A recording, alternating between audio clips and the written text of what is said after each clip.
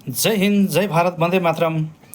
आज मैं हमारे देश के माननीय प्रधानमंत्री श्री नरेंद्र मोदी जी से ये कहना चाहता हूँ कि मोदी साहब, सीज़ फायर मत कीजिए, समझौता मत कीजिए अभी, क्योंकि पाकिस्तान बहुत बड़ा धोखेबाज है। ये कभी बाज नहीं आएगा। ये बार बार बार बार हमको ऊपर धोखा देता रहेगा। हम इनके बातों पे कभी नहीं आना चाहिए। जब पहले बात नहीं किया, जब हारने का टाइम हो गया तो इनका डीजीएमओ फिर बात करने लगा। क्यों डीजीएमओ करने लगा? पहले इनको लगा कि बाकी देश सपोर्ट करेंगे हमको, तो भारत को हम टेंशन देंगे, हम उलझन में रखेंगे, इनको आगे बढ़ने नहीं देंगे। ये था इनका दिमाग में। अभी हमारा जनरल बख्शी साहब ने बोले थे सिर्फ 5 दिन में घुटने टेकेगा। 5 दिन नहीं लगा, सिर्फ 3 ही दिन में घुटने टेक दिया इन्होंने। लेकिन ये इनका षड्यंत्र है। ये कभी भी हमारे ऊपर धोखा दे सकते हैं मोदी साहब, क्योंकि मैं इनको अच्छी तरह जानता हूँ। जब हम श्रीनगर में, कश्मीर में हमने ड्यूटी दिया, जब हमारे यूनिट आइस ड्यूटी में थी, हम 4 साल कश्मीर में रहे हैं। तो उस टाइम मैं अभी का जो एरिया था पहलगाम में, जहाँ हमारा निर्दोष लोगों को मारा था, वहाँ भी मैंने ड्यूटी दिया।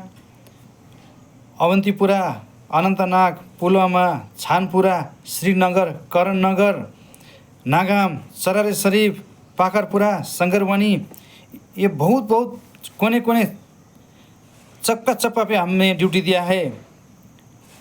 हमारा कानबाई पंता चौक जहाँ से निकलती थी, वहाँ भी हमने ड्यूटी दिया है मोदी साहब। तो ये उस टाइम भी बोलते थे सीज़ फायर करो, तो हम तो सीज़ फायर मान लेते थे, लेकिन ये उल्लंघन करके फिर हमारे ऊपर धोखे से ये फायर करते थे। तो ये कभी बाज आने वाला नहीं है। इनको एकदम से सबक सिखाना है इस बार मोदी साहब।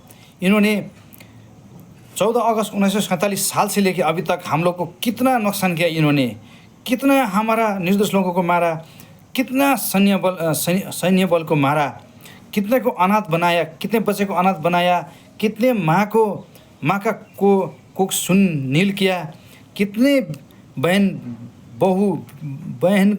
कितने बहन को विधवा बनाई इन्होंने। तो इसीलिए हर एक हिंदुस्तान की कसम इनको नहीं छोड़ना चाहिए। इस बार आर्य पार करके ही छोड़ देना चाहिए मोदी साहब।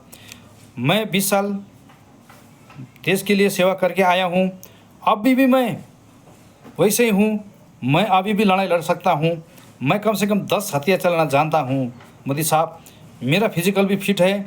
मैं देश के लिए एक बार नहीं, हज़ारों बार लड़ना चाहता हूँ।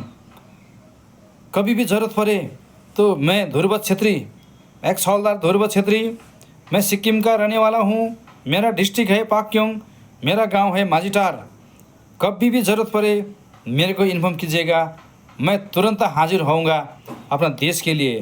तो मोदी साहब, ये विनती करना चाह रहा हूँ, इनको एकदम से छोड़ना नहीं चाहिए। इनको इस बार आर्या पार करना चाहिए।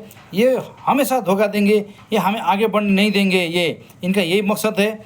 वो भी अपना घर नहीं बनाएगा और ये कोशिश करेगा कि भारत को भी हम अपना चैन से जीने नहीं देंगे, भारतवासी को भी जीने नहीं देंगे। इसका ये ख्याल है मोदी साहब। तो ये बाज आएगा नहीं। इनका डीजीएमओ जब हारने का टाइम आ गया तो पता चल गया अब हारेंगे, 3 दिन में घुटना टेक दिया, तब पता चल गया कि हारेंगे, तब बात करने लगा ये। तब कहाँ था ये इनका डीजीएमओ? क्या उसका अकड़ नहीं था? उसका दिमाग नहीं था? ये सब सोच रहा था कि हमारे को बाकी देश सपोर्ट करेगा और देश सपोर्ट करेगा बोल के इनका दिल में था। जब सपोर्ट नहीं मिला, क्योंकि ये तो गद्दार है ही, तो कौन सपोर्ट करेगा उसको? तो मोदी साहब, और एक विनती करना चाहता हूँ मोदी साहब, ये जो गद्दार है ना, पाकिस्तान से भी बड़ा गद्दार तो हमारे अंदर बैठे हुए हैं, खाते हैं हमारा सब कुछ, उनको चाहिए भारत का, और बोलते हैं पाकिस्तान जिंदाबाद। पहले इनको ठोकना चाहिए। जैसे हमारे कई मंत्री हैं, नेता हैं, ये लोग भी ऐसे करते हैं। मोदी साहब, इनको पहले ठोकना चाहिए, उसके बाद बाकी बाहर का दुश्मन को ठोको। गद्दार हमारा अंदर का दुश्मन है।